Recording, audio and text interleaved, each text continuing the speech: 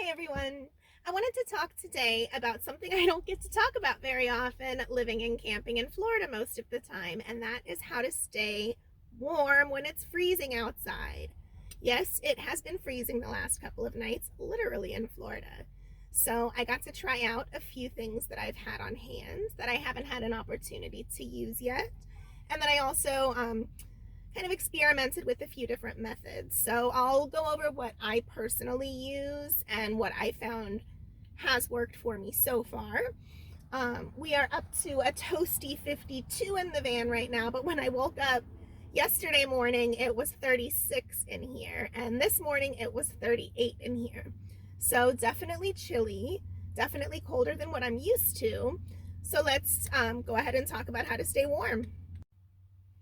I'm Heather. Welcome to my channel, Heather's Hikes and Adventures, where I give you tips, tricks, and advice on how to live, camp, or travel in your vehicle, as well as park, campground, and hiking reviews. If that sounds like it's up your alley, make sure you hit subscribe so you don't miss any future content.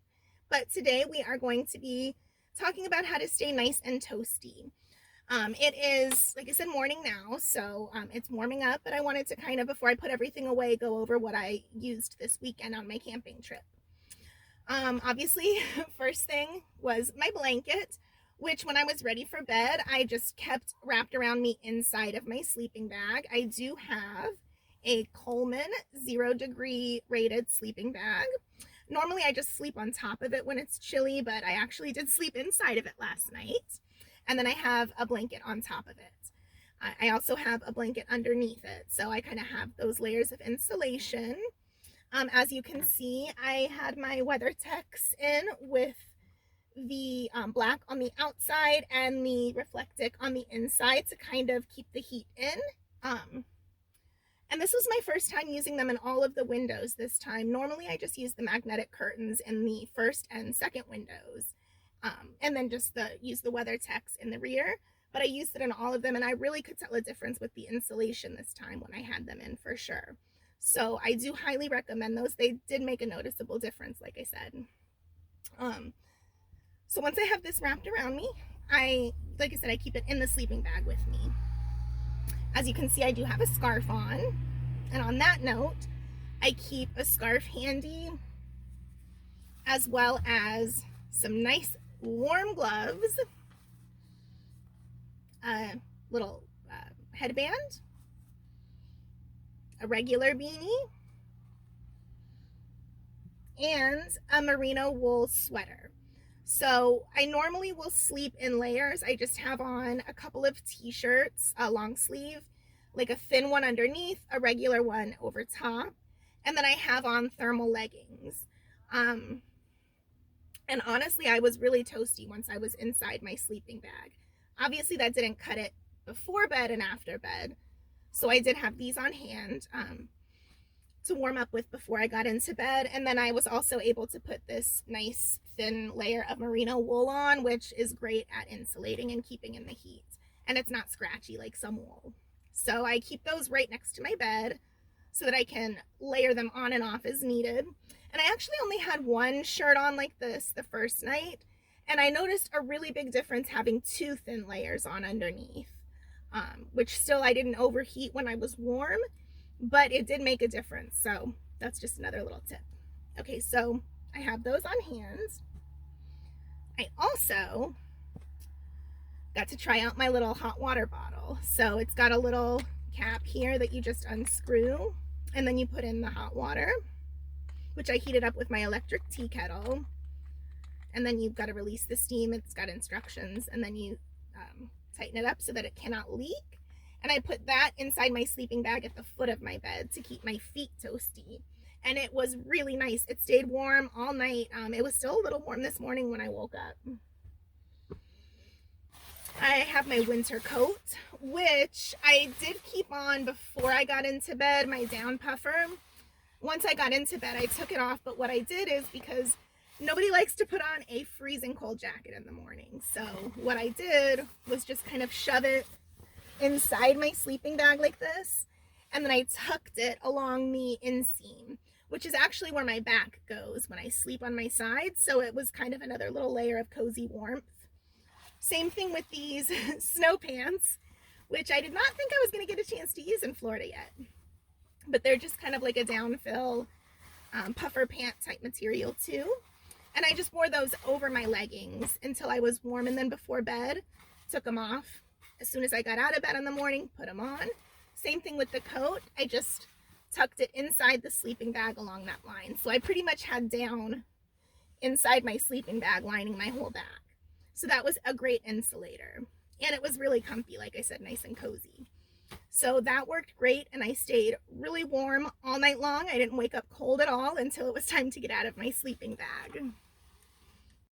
The other thing I got to try out finally was my new low wattage Honeywell electric space heater. And it has a low setting and a high setting. I obviously don't have it plugged in right now. And it has, if you lift it up or if it tips or anything, it instantly turns off so that there's no fire hazard.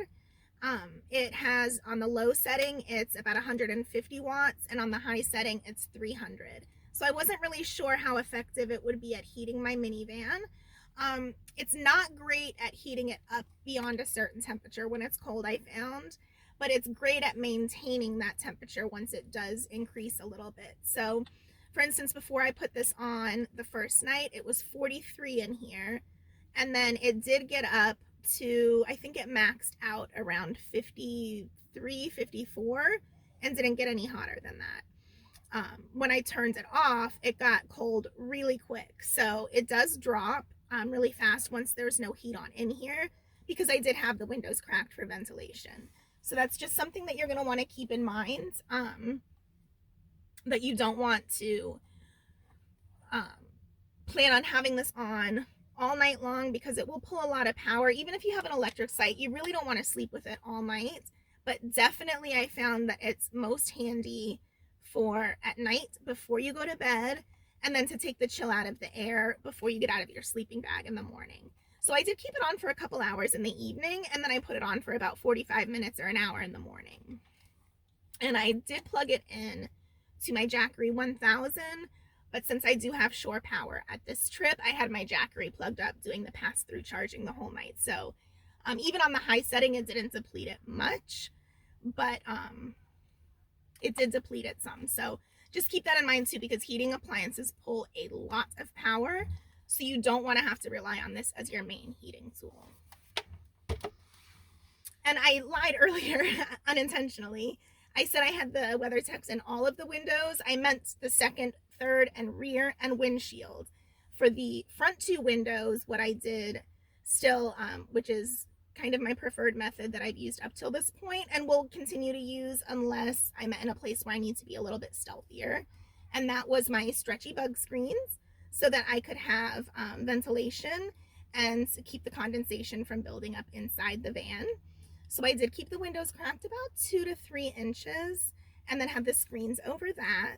And then I also, as an extra layer for privacy and a little bit more insulation while still having the ventilation from the open windows, I used my magnetic curtains over top of that. So I had these screens with the magnetic curtains. I probably won't do that in the summer because it will block some of that cross breeze, but it did still allow plenty of ventilation. So I woke up without any condensation buildup at all inside the vehicle, which I was happy about. And then lastly, one thing that I did both mornings, which is so nice to spoil myself with when it's cold, and that is making coffee from bed before I had to even get out of my sleeping bag. So I have my electric tea kettle and my Jackery both within reach from my bed, and I just plugged that in. I took one of the WeatherTechs off enough so that the steam would go right out the crack in the window, and then I had nice hot coffee before I had to face the chill outside of my sleeping bag. And that's pretty much it, guys. It was a real short and sweet video today. Like I said, there's not a ton of experience that I've had so far in staying warm camping, but it was really nice to finally get a chance to use some of these methods and see how they work. I do also keep a pack of the hot hands hand warmers and foot warmers as an emergency backup, which I did not have to break into. And I do have a 12-volt heated blanket inside of my little storage ottoman right here. So that's also within super easy reach from my bed. As you can see, I can get to it right away, and I can also plug that into my Jackery overnight if I need to. But I actually didn't need that either. I was going to tuck it into my sleeping bag in case I needed to use it during the night, which I forgot to do. But like I said, I stayed really toasty and warm with my layers and with the stuff that I showed you. So just something to think about if you are in a camping or vehicle living situation when it's cold out. Now, granted, these were temps in the high 20s and low 30s, so I can't speak to if it gets anything lower than that, what would work, but I hope you found this video informative and helpful, and that maybe it gave you a few ideas of things that you could try to stay warm when you're camping in cold weather. Again, my name's Heather, and I want to thank you for joining me today. I really appreciate it, and I will see you next time. Bye.